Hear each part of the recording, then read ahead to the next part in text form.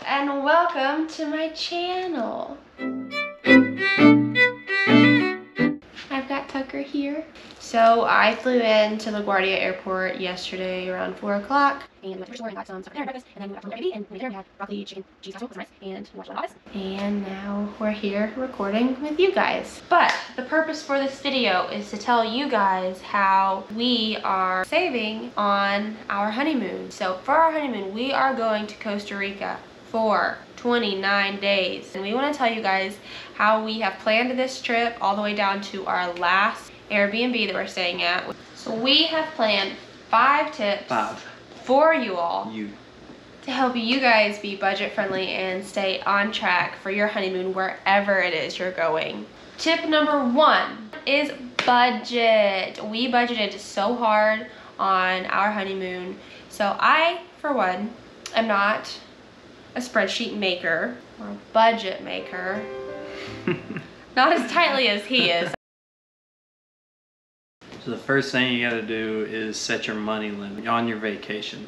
It's gotta be the first thing. Once you allow yourself to hit that limit on everything that you're gonna do in the vacation, you can start planning. Moving on to the spreadsheets. So I have like 3 or 4 spreadsheets just for our honeymoon alone.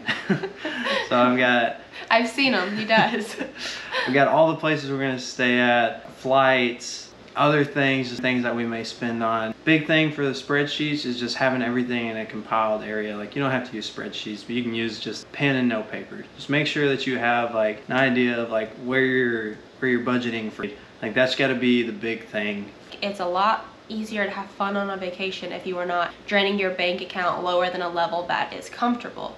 And under the whole umbrella of a budget, there is priorities. So for us, a priority was not necessarily luxurious Airbnbs or lodging, but it was places that were accessible, that had a kitchen. Under a spreadsheet, under the budget, so you're gonna have a pile of money here for housing or for travel or for entertainment. From there, you will also go into where your priorities are, things that you want to have on your honeymoon or your vacation.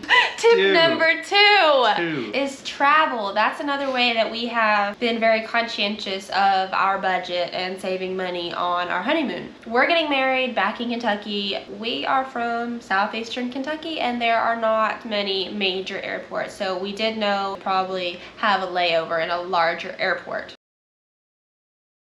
So one of the things that you have to look at when you're booking these flights is this isn't your typical domestic. This is a foreign flight. Like, you got to make sure flights aren't going to be changing all that much. Yeah, I think it's recommended that you should be booking your flight like 4 to 6 months in advance for international travel. Like, these flights can also get canceled if you're not booking ahead of time. Like, if these flights aren't filling up, they're not going to be looking to fill them up any closer to that time. So make sure you're buying those flights. Another thing is when it comes to travel at the location. So whether you're going to be renting a car or doing Ubers. So our plan is that we're going to be traveling around Costa Rica for 29 days, just moving around from place to place. So we're going to be renting a car. If you're staying in one location, then maybe you don't want to rent a car and you just want to Uber. One way that I've been eyeballing that cost and that price for us is through Kayak. Kayak is a booking site that we actually found our flights on, and it's how we book all of our flights to see each other, because they show you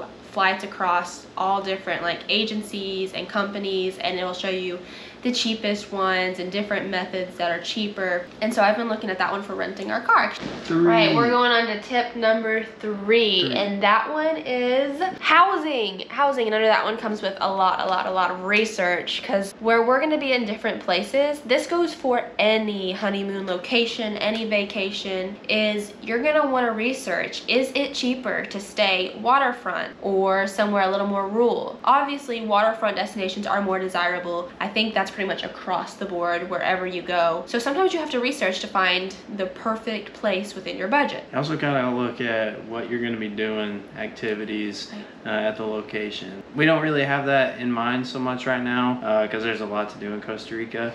That's why we're just traveling around. We had like a couple major themes. Like we wanted to go surf, look at the volcanoes, and hike the cloud forest. That was what I was thinking. Spas. Yeah, we want to go to hot spas. spots and just beaches in general. But that's what you've got to be able to do when you're looking at a vacation spot. Is like for housing, I can't surf, go to a volcano, and go to a spa on the same spot. We picked a central location that we wanted to start at, and we moved out from that spot. That made sense when traveling across Costa Rica. Luckily, Costa Rica is pretty small, so we're able to hit everything that we want to do. We pick our locations based off of those activities across Costa Rica. And from there, we had very wide ranges on the map, and like Airbnb was super easy to use that. Like we just zoomed in on a spot and we're like, we want to stay in this area. A Airbnb in that area made it very easy, because then we know that we're close to the activities and then we could move on in our route of travel. All right, we're coming at you with tip number 4, our 4th tip. So we eyeballed the necessities for travel and things that we were gonna have to have. You gotta keep in mind what you're gonna need to pack clothes-wise. Like a lot of our Airbnbs, or at least a few of them, they do offer a washer and dryer unit. So we don't have to pack as many clothes because we're going to be able to wash and rewear. And that leads me into my next point with that, is that you're not going to have to check as much luggage. Downsize your wardrobe for your vacation. You are going to end up saving money on checked baggage. Food.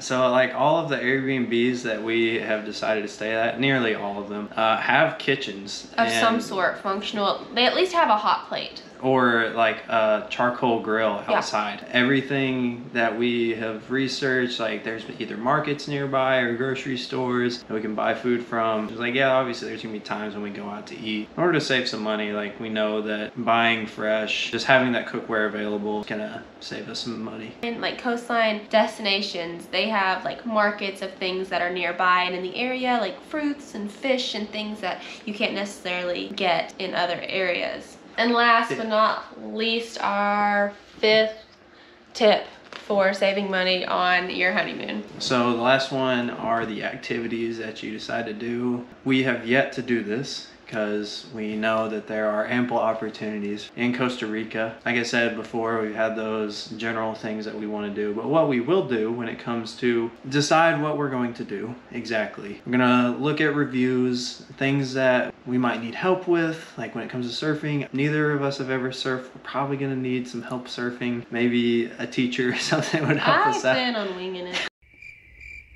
We're saving money by not. Like we know if we go hiking, like we're not gonna have to go on like a guided tour or anything. We can definitely go hikes. We look and we're like a quarter of a mile off the trail. Somewhere. Right, take advantage of the free activities and things that you can do in your destination for free that are gonna cost you a zilch. Like we found some of the hot springs. The hot springs that are free, and you best bet that we are gonna be going to the free hot spring.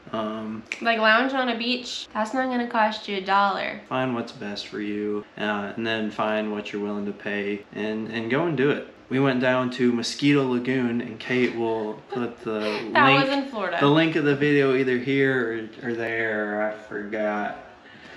It's over here. Anyways, we went there and we paid $70 total. I think it was 2. 2 hours of night kayaking. So cool. Would recommend that experience. Cool. Oh, there's one of those in Costa Rica. We're hoping that we're gonna get a chance to check that out. Bioluminescent kayak. Yeah, the plankton, they're bioluminescent. But anyways, off topic.